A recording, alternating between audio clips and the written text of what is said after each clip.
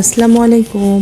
আজ শ্বশুর বাসায় তৃতীয় দিন। আর যেহেতু আমাদের নতুন বাসার সামনে এখনও মাটি ফেলা হয়নি, অনেকগুলো বালি বাসার মধ্যে শুধু বালি ঢুকে যাচ্ছে। তাই আমার শ্বশুর আব্বু ছাদ থেকে পানি দিচ্ছে রাস্তাগুলোতে যেন একটু ভিজে থাকে আর কি।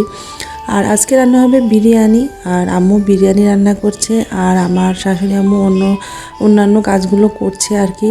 তো আম্মু যেহেতু বিরিয়ানি রান্না করতে কনফিউজ হয়ে যায়, তো আম্মু বলতেছিল আমি রান্না করব না। তো আমার শাশুড়ি আম্মা বললো যে না, আপনি রান্না করেন। তো এই তো আলহামদুলিল্লাহ রান্না বেশ ভালোই হয়েছিল। তা এই তো আমরা এখন দুপুরেই খেয়ে নিব, কারণ আজকে একটু তাড়াতাড়ি খাওয়া দাওয়া সেরে নিব। আজকে আমরা যাব লালন শাহর মাজার। আমি এর আগে গেছি, আমার আম্মু যায়নি কখনো, তো আম্মুকে নিয়ে যাব। এখানে শাকের তরকারি ছিল, গত দিনের মাছের তরকারি ছিল, আর এই যে বিরিয়ানি, বেগুন ভর্তা, মানে অনেক আইটেম আর কি। তো আমরা বেরিয়ে পড়লাম দুপুরে খাওয়া দাওয়া করে, খুব তাড়াতাড়ি বেরিয়ে গেছিলাম লালন শাহর মাজারে যাওয়ার জন্য।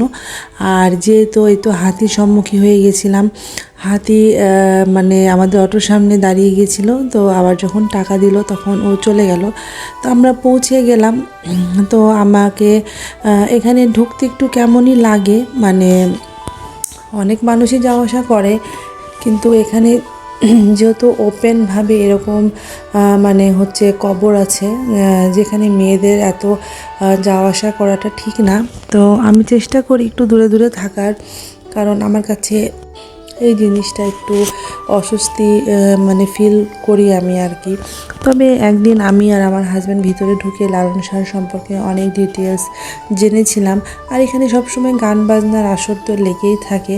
তো এখানে মেয়েটা গান করছিল, মিলন হবে কত দিনে, মনের মানুষেরও শনে, এই গানটা করছিল। তবে এই যে মেয়েটা যতবার ওর হচ্ছে মানে গানটা গাচ্ছিল, মেয়েটার গলার কণ্ঠটা খুবই সুন্দর ছিল। মেয়েটা একসাথে 2-3টা গান গেয়েছিল। কিছুক্ষণ দাঁড়িয়ে মেয়েটার গানটা শুনলাম। তো এই তো আমাদের এটা মানে খুব ছোট্ট একটা জায়গা, এটা বেশি ঘুরে দেখতে বেশিক্ষণ সময় লাগে না। আর মার্কেটে চলে আসলাম, আর মার্কেটেতে শুধু এগুলো মানে বাদ্যযন্ত্র বেশি পাওয়া যায়। আর বাচ্চাদেরকে নিয়ে গেলে তো কোনো কথাই নাই। আর সাথে ছিল 3টা বাচ্চা, আমার 2টা বাচ্চা আর আমার ননদ।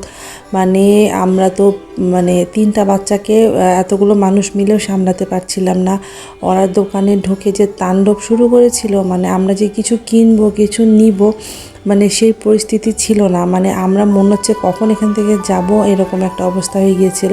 তবে ওরা যেটা যেটা খেলনা চেয়েছিল কিনে আমরা তাড়াতাড়ি করে ওখান থেকে চলে আসার চেষ্টা করছি। আর এটা হচ্ছে গড়াই নদীর যে ব্রিজটা, এখানে আমরা একটু কিছুক্ষণ থামলাম। আর ব্রিজটা এত বেশি পাম্পিং করছিল, মানে জাম্পিং করছে, পাম্পিং করছে, আমার তো অবস্থা খারাপ হয়ে গেছিলো, যে মানে ভয় লাগছিল। আর এই যে এই দুটো আমার কিউট, একটা হচ্ছে আমার মেয়ে আর একটা হচ্ছে আমার ননদ। তো সবাই দোয়া করবেন, ভালো থাকবেন, আল্লাহ হাফেজ।